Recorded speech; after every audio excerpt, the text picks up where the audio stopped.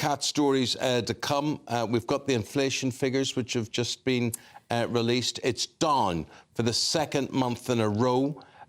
From 4.6, and the new figure is 3.9%. Yes, not quite the dramatic fall seen in October when inflation fell from 6.7% in September, but still more than experts predicted. So that news in the last few moments down to 3.9% from 4.6. But actually, it still means that we're paying 4% more for stuff.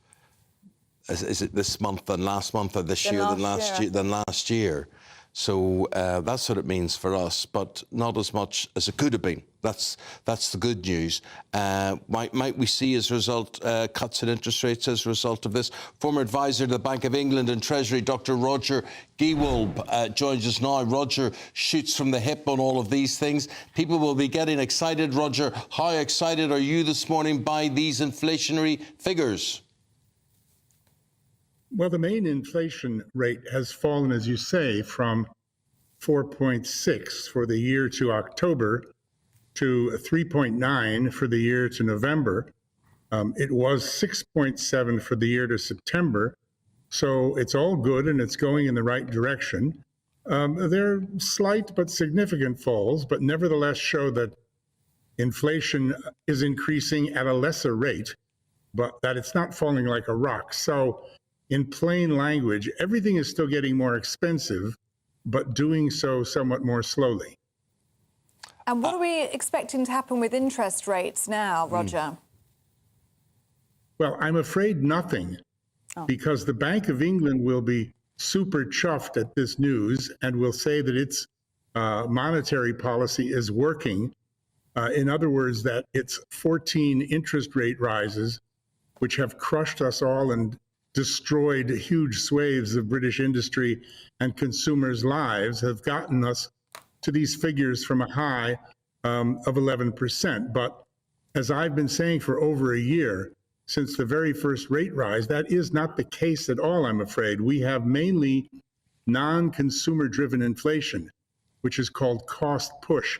And it always historically falls by itself, since as long ago as wheat starting to grow again in ancient biblical Egypt. So the point is that the bank and Rishi Rich and Jezza the Hun can claim all the credit for this that they want, but they really had nothing to do with it. And what really needs to happen now is that interest rates need to start coming down immediately and gradually, but they have said, no, that's not going to happen. Yeah, it is interesting how it is spun by Number 10, and it's as if they have created all of this. We have to be thankful to them for what has come about. But you don't believe that is the case? People have been unduly bludgeoned over the past year. Well, yes. I mean, you know, they are saying we've got to leave rates where they are to continue to fight our persistent inflation. But the rate rises did nothing whatsoever to decrease the inflation. Cost push falls by itself. And in fact, Eamon, in my view, and that of many others, many eminent economists, the 14 interest rate rises actually created more inflation. I mean, it's pretty obvious. If you make money more expensive, prices will go up. And that prolonged the time before our cost push began to fall. We would have seen the kind of decreases we're seeing today much earlier, but for these lovely folks.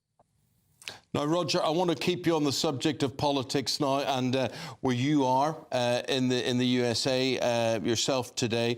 This ruling that came out overnight that Donald Trump would not be allowed, as things stand at the moment, to run for the American presidency in the state of Colorado. What do you make of that? Well, I left our Christmas house guests for a couple of days to come over here, see some family, and check out what each side had to say. And I've been speaking to Trump people and Biden people. The first thing I noticed that is interesting, guys, is that Americans aren't talking at all about what's going on in Gaza or Ukraine. They're only talking about American politics. They're really, locked into it. And you have to understand that in Britain, accountants run things. Everything becomes an account. Everyone becomes an accountant. They become company chairman. They, et cetera, et cetera. In America, it's the reverse.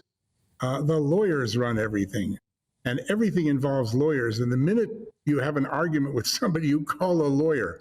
So the fact that people are sued or indicted it doesn't have the stigma that it does in the UK and Europe. It's just all tactics and strategy. And this latest move, what I found is that the Trump people are very confident. He is so far in the lead, and everything that happens, including this latest thing in Colorado, just advances him further because it's so obvious what the Democrats are doing. And when I speak to the Biden people, they try to hide it, but they sound pretty worried about the fact that he's about to be indicted for what is known in the press here as the Biden crime family has done in all sorts of business dealings and the rest.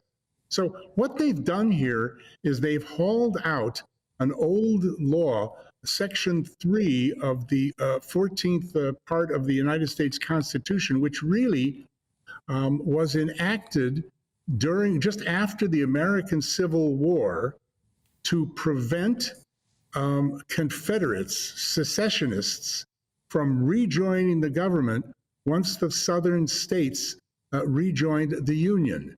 So they've dragged this old thing out of the closet, and they've used it to say that Donald Trump is unfit to be president because he created an insurrection. Now, I mean, I'm an American lawyer and I'm a former adjunct law professor, and yet I'm not a constitutional law specialist, but this is a giant Supreme Court case.